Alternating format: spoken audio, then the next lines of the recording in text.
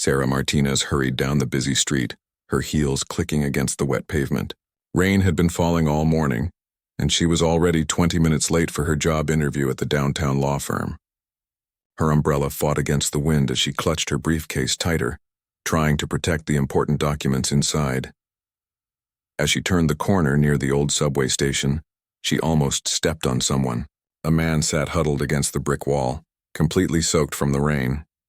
His clothes were torn and dirty, and he shivered uncontrollably. Most people walked past him without a second glance, some even crossing the street to avoid him entirely. Sarah stopped. She looked at her watch and knew she should keep walking. This interview could change her life. She had been unemployed for 3 months and her savings were almost gone. Her landlord had already given her one warning about late rent, but something about the man's eyes made her pause. "Excuse me, sir," she said softly, crouching down beside him. "Are you okay?" The man looked up, surprised that someone had spoken to him. His face was weathered and scarred, but his eyes were kind. "I'm fine, miss. Don't worry about me." Sarah noticed he was shaking badly. She looked around and spotted a small diner across the street. Without thinking twice, she made a decision that would change both their lives forever. "Would you like to get out of this rain? Maybe grab something warm to eat?" The man's eyes widened. I don't have any money, miss." "Why, that's okay," Sarah smiled. "I do." She helped him to his feet, and together they crossed the street to the diner. The other customers stared as they walked in, but Sarah ignored them. She guided the man to a corner booth and signaled the waitress, "2 coffees, please. And could we see a menu?" The waitress hesitated, looking at the homeless man with obvious disapproval. Sarah noticed and spoke firmly. "The menu, please." As they sat across from each other, the man introduced himself. "My name is Robert Thompson, and I want you to know, miss, this is the kindest thing anyone has done for me in years." Sarah smiled warmly. "I'm Sarah, and everyone deserves kindness, Robert."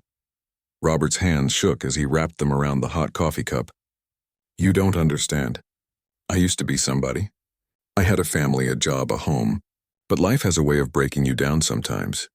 Something in his voice told Sarah there was much more to his story. She glanced at her watch again. The interview was now impossible to make, but somehow, sitting here with Robert felt more important than any job. "Tell me about yourself, Robert. What happened?" Robert took a long sip of coffee and began to share his story. He had been a Marine, serving 3 tours overseas. When he came back, he struggled with what the doctors called PTSD.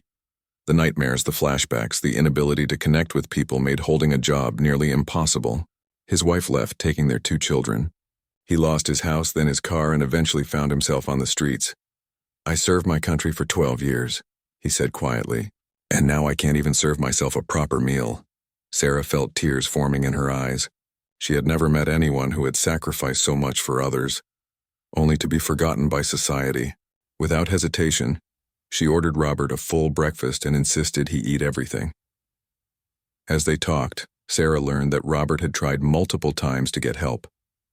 He had been to veteran services, homeless shelters, and job training programs, but the system was overwhelmed and he often fell through the cracks.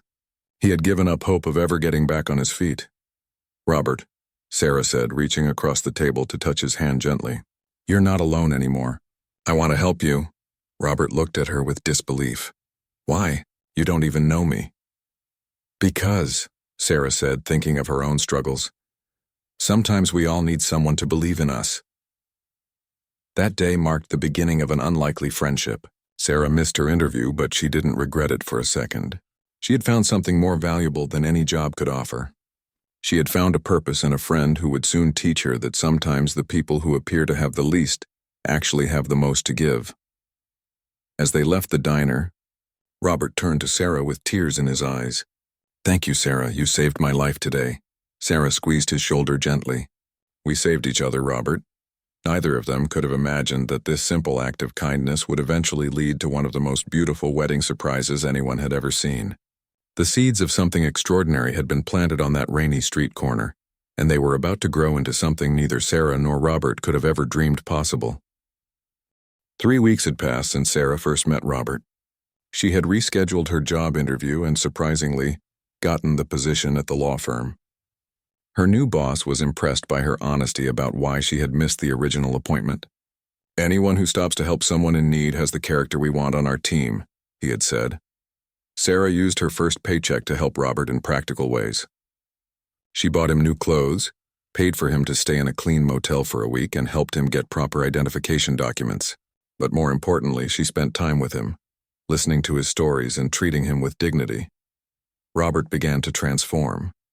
The daily showers, regular meals, and clean clothes helped, but it was Sarah's unwavering belief in him that made the real difference. For the first time in years, he started to believe he might have a future worth fighting for. One evening, as they sat in a park sharing takeout food, Robert opened up about his time in the Marines.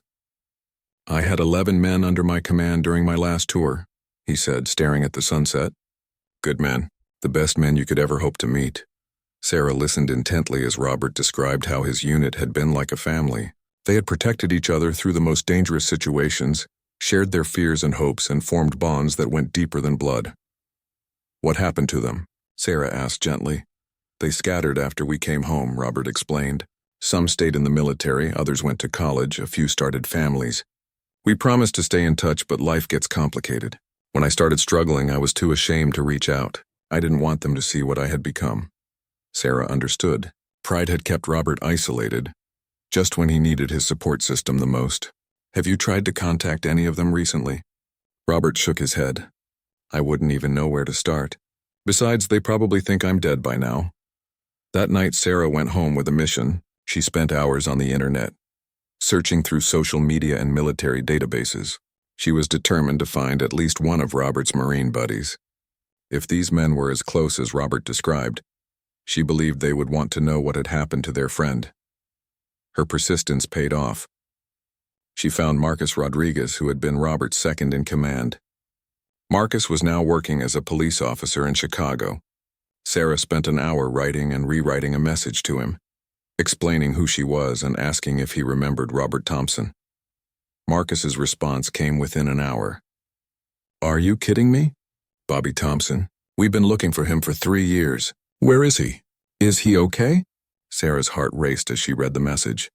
She quickly arranged a phone call with Marcus, who explained that the entire unit had been trying to track down Robert after they heard he was struggling. They had even hired a private investigator, but Robert had moved around so much that they couldn't find him. "He was the best sergeant we ever had," Marcus told Sarah. "That man saved my life more times than I can count. When we heard he was homeless, it broke all our hearts. We've been setting aside money to help him get back on his feet if we ever found him." Sarah felt tears streaming down her face. Robert had a family who loved him and had never forgotten him. She explained Robert's situation, and Marcus immediately began making plans. "Don't tell him we're coming," Marcus said. "We want to surprise him." "Can you get him to meet you somewhere next Saturday?" "Somewhere public?" Sarah agreed, though her heart was pounding with excitement and nervousness. She spent the next few days acting normal around Robert, but inside she was bursting with the secret she was keeping. On Saturday morning, she convinced Robert to meet her at the park where they often had lunch together. "I have a surprise for you," she told him mysteriously. Robert arrived early, cleaned up, and wearing one of the new shirts Sarah had bought him. He had gained some weight and looked healthier than he had in years. As he sat on their usual bench feeding pigeons, Sarah watched from a distance, then she saw them. 11 men in civilian clothes walking across the park. She recognized Marcus from his Facebook photos, and she could see the emotion on all their faces as they spotted Robert on the bench. Robert looked up as the group approached. His face went from confusion to shock to pure joy as he recognized each face. "Marcus, Jimmy? Rodriguez. Oh my God, is this real?"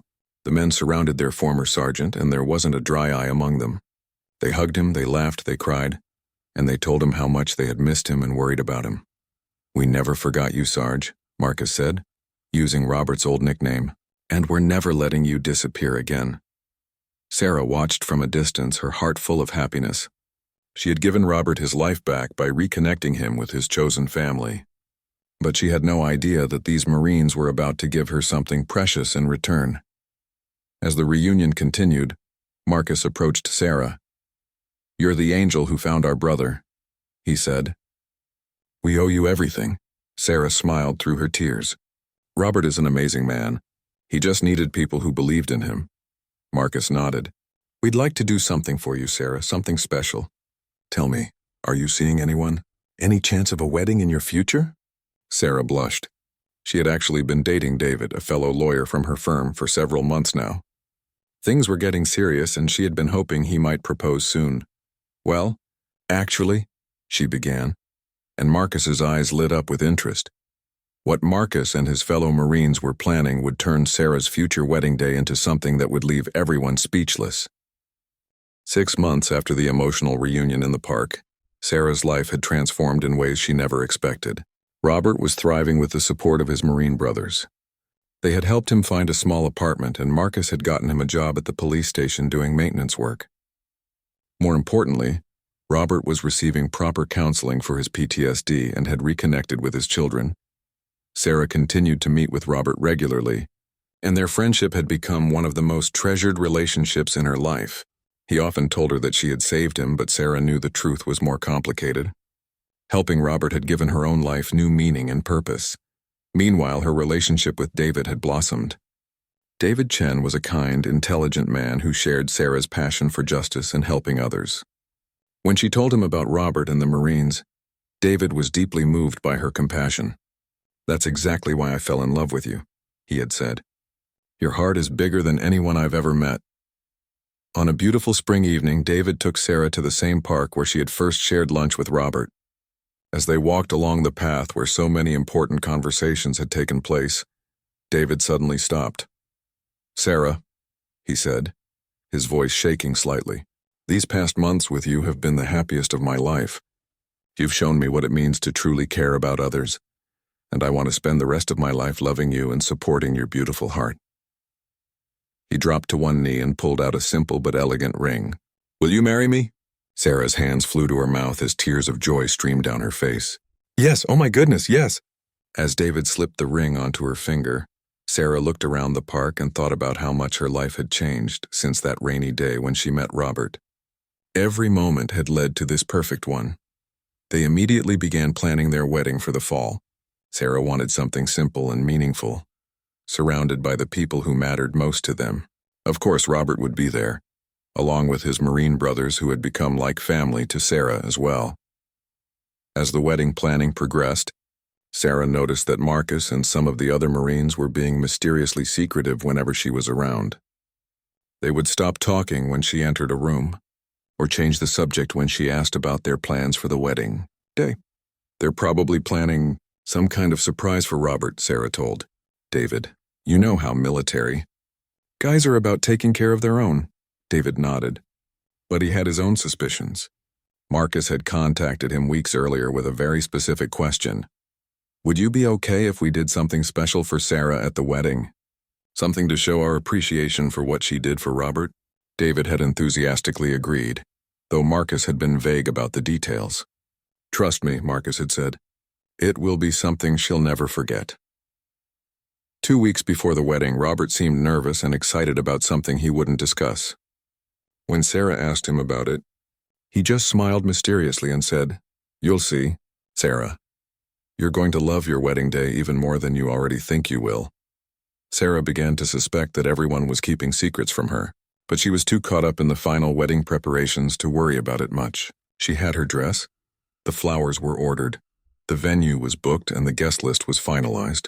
Everything was perfect. The night before the wedding, Sarah's family hosted a small rehearsal dinner at a local restaurant.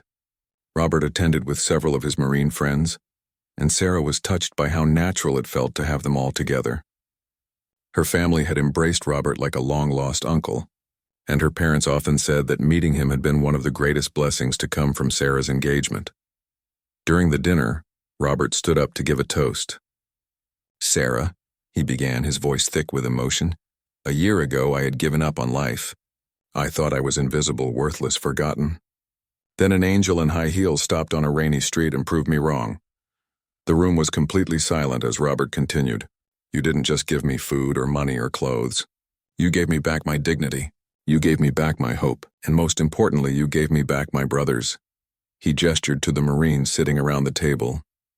"Tomorrow is your special day, Sarah.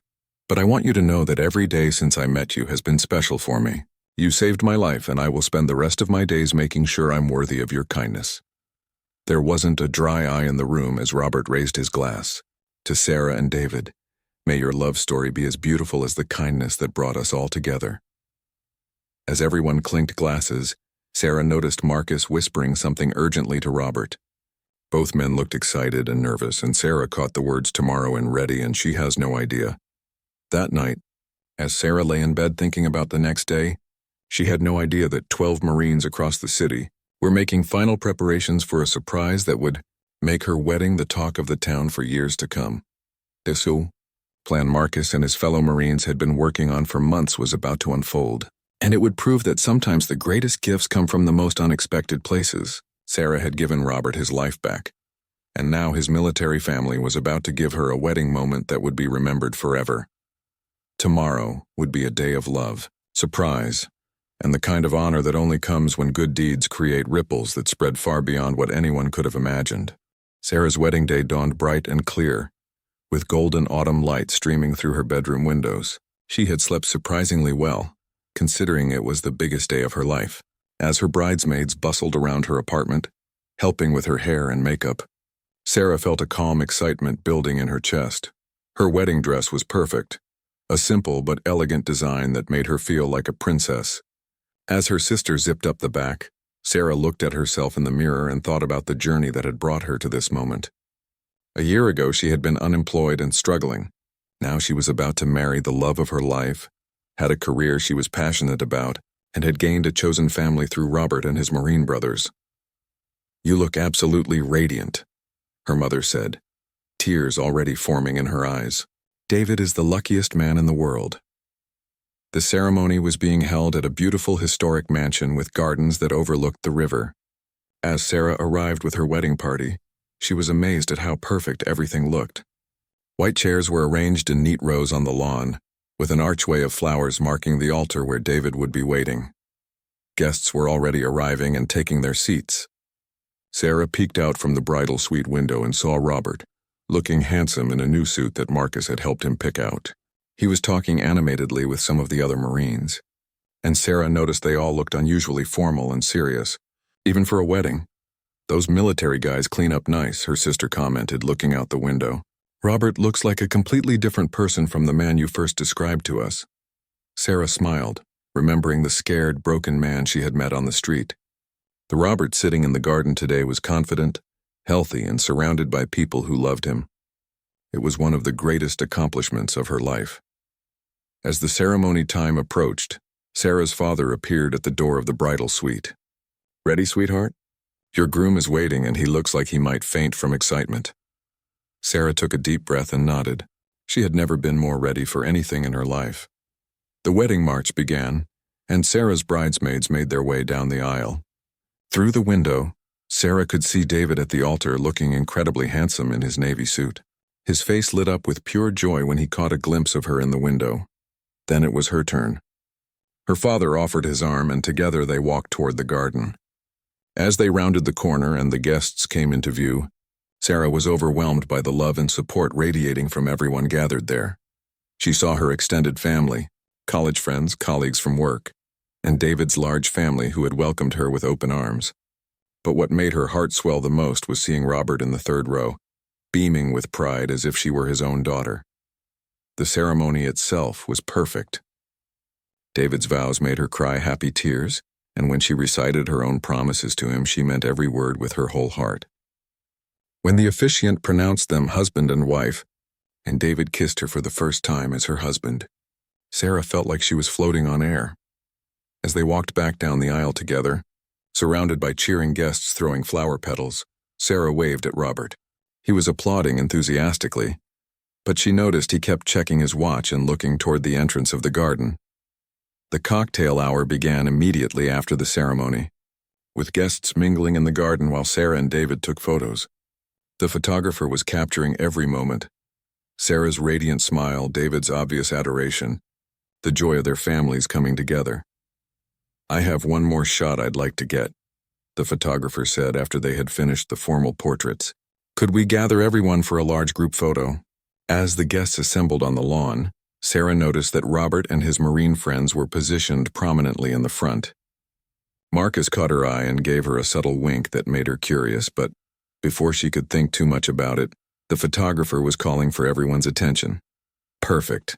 Now everyone say congratulations, the photographer called out. But instead of taking the photo, something unexpected happened. The photographer lowered his camera and stepped aside. From the entrance to the garden, 12 men in full military dress uniforms began marching in formation toward the wedding party. Sarah gasped and grabbed David's arm. The Marines moved with precision and dignity, their uniforms immaculate, their bearing proud and strong. Every guest turned to watch as they approached, creating a path through the middle of the group. "What's happening?"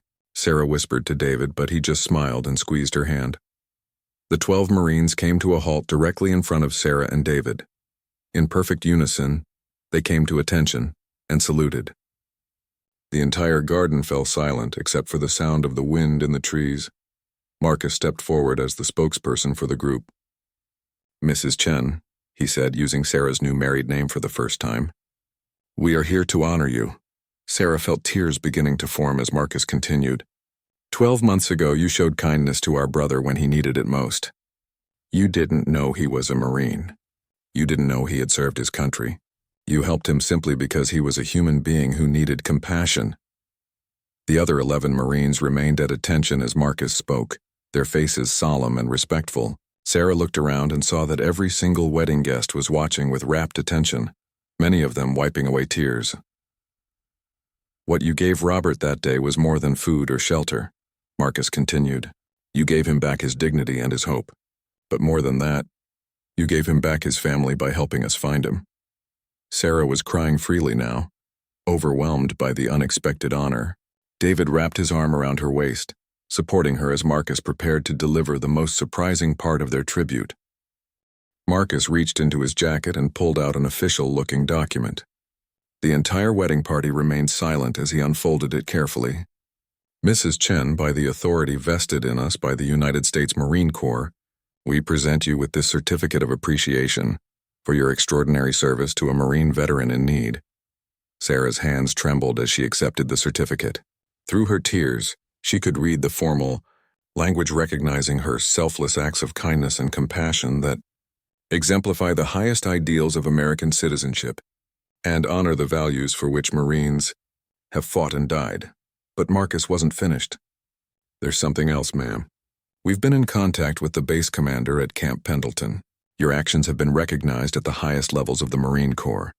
He signaled to one of the other Marines who stepped forward carrying a folded American flag. "This flag was flown over Marine Corps Base Camp Pendleton in your honor. It comes with a letter from the Commandant of the Marine Corps, thanking you for your service to our brother and to our Corps family." Sarah was sobbing now, overwhelmed by the magnitude of what was happening. Her wedding guests were witnessing something extraordinary, a recognition that went far beyond anything she could have imagined when she stopped to help a homeless man on a rainy street. David took the flag reverently, his own eyes filled with tears.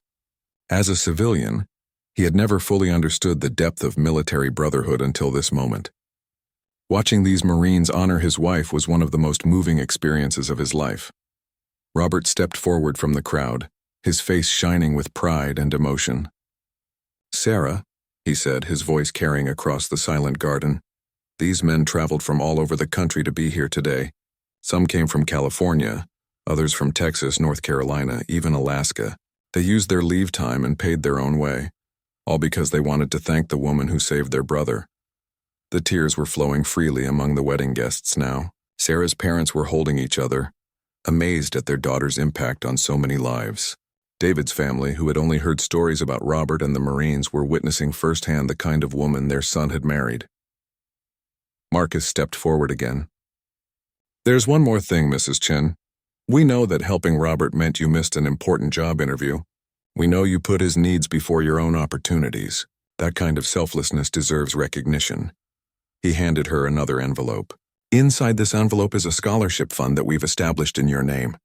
It will provide assistance to veterans who are transitioning back to civilian life, helping them with job training, housing assistance, and counseling services. We've raised $50,000 so far, and we're committed to growing this fund every year."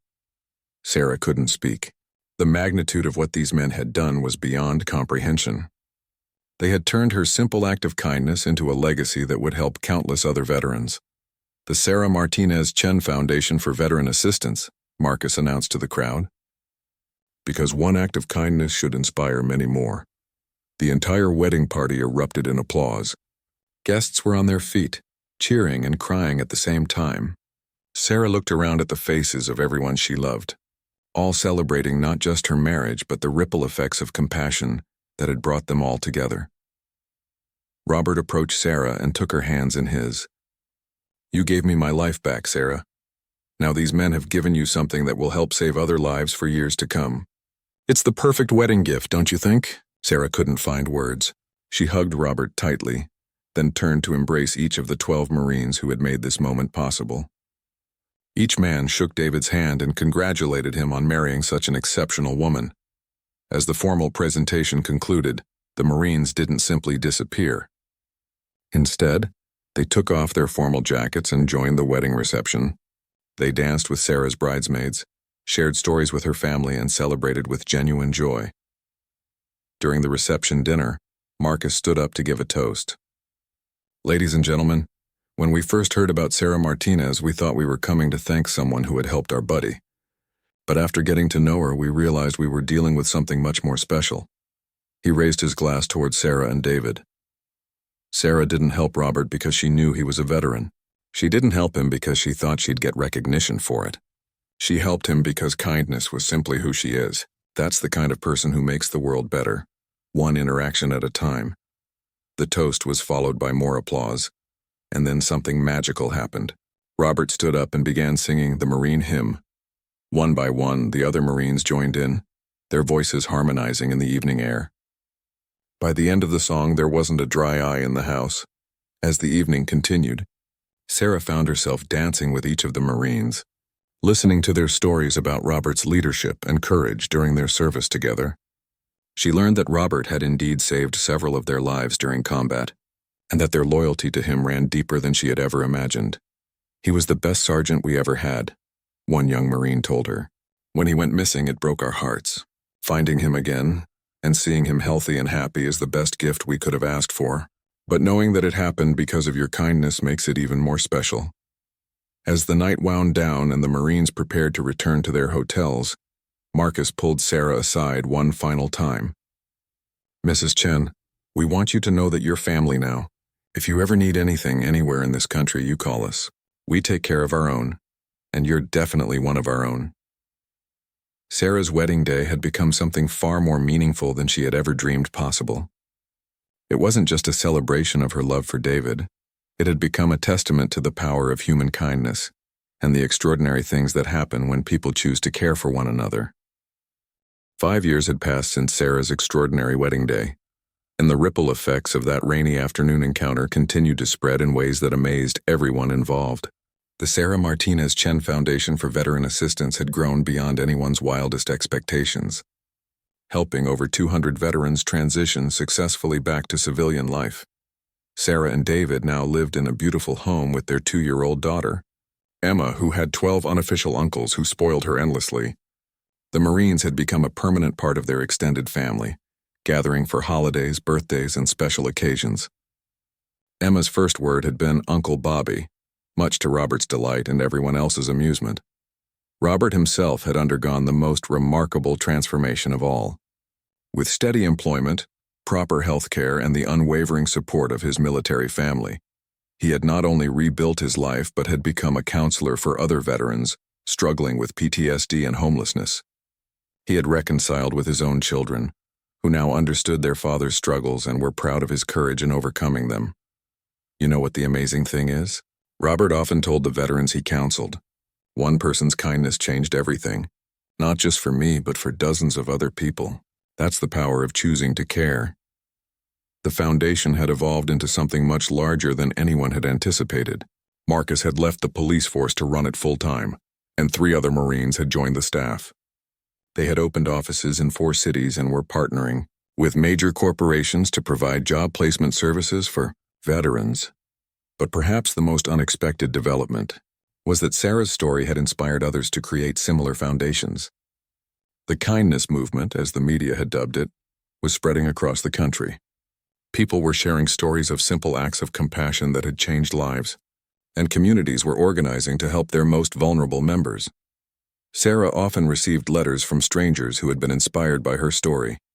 A teacher in Ohio had started a program pairing homeless veterans with high school students who helped them learn computer skills. A business owner in Texas had created a hiring program specifically for veterans experiencing homelessness. A retired nurse in Florida had opened a transition house where veterans could stay while getting back on their feet. I never imagined that buying someone breakfast could lead to all this, Sarah told David one evening as they read through the latest batch of thank you letters from foundation recipients. David smiled and wrapped his arms around his wife. That's because you never think about recognition when you help people. You just see someone who needs help and you help them. It's one of the million reasons I love you. Their daughter Emma toddled over, clutching a picture book that Uncle Bobby had given her about Marines. At 2 years old, she was already learning the values of kindness and service that had brought her extended family together. That weekend, they gathered for their annual celebration at the same park where Sarah had first met Robert and where the Marines had been reunited. It had become a tradition to mark the anniversary of that life-changing encounter with a picnic that brought together foundation staff, veterans who had been helped by the program, and the ever-growing extended family that had formed around Sarah's act of kindness. Robert, now healthy and confident, served as the master of ceremonies for the annual gathering. "Friends," he began, addressing the crowd of nearly 100 people, "we're here to celebrate something that proves the most important truth I know. There are no small acts of kindness, only small people who don't understand the power they have to change the world." He gestured toward Sarah, who was sitting on a blanket with David and Emma. 5 years ago, a woman in high heels stopped on a rainy street and proved that one person really can make a difference. But the real miracle isn't what happened to me. The real miracle is what happened to all of us. As Robert spoke, Sarah looked around at the faces gathered in the park. There was Martinez, the former gang member who had turned his life around with the foundation's help and was now studying to become a social worker. There was Jennifer, the female veteran who had been living in her car with her young son and was now a successful business owner. There was Tom, who had been addicted to drugs and alcohol after his service and was now 3 years sober and working as a counselor. Each person represented a life that had been touched and transformed by the foundation that grew out of one simple act of kindness. But more than that, each person was now paying it forward, helping others and creating their own ripple effects of compassion. Marcus approached the microphone with a special announcement. "Ladies and gentlemen, I'm proud to announce that the Sarah Martinez Chen Foundation has just received its largest donation ever. An anonymous donor has contributed $5 million to expand our programs nationwide." The crowd erupted in cheers, but Sarah was puzzled. She had no idea who could have made such a generous gift. Marcus caught her eye and winked, then revealed the surprise. "The donor isn't anonymous to everyone," he continued.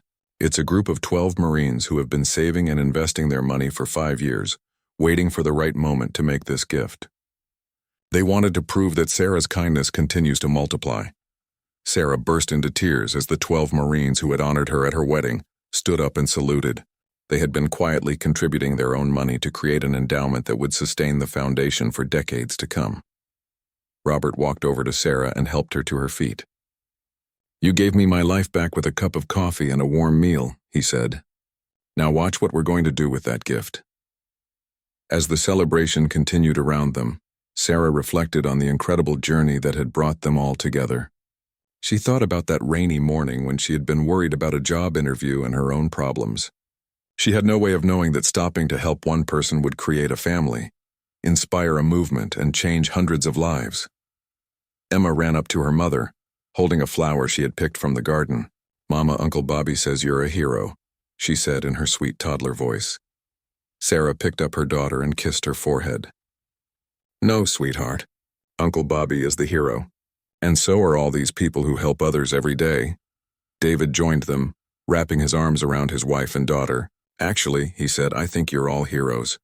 Every single person here who chooses kindness over indifference, who sees someone in need and decides to help.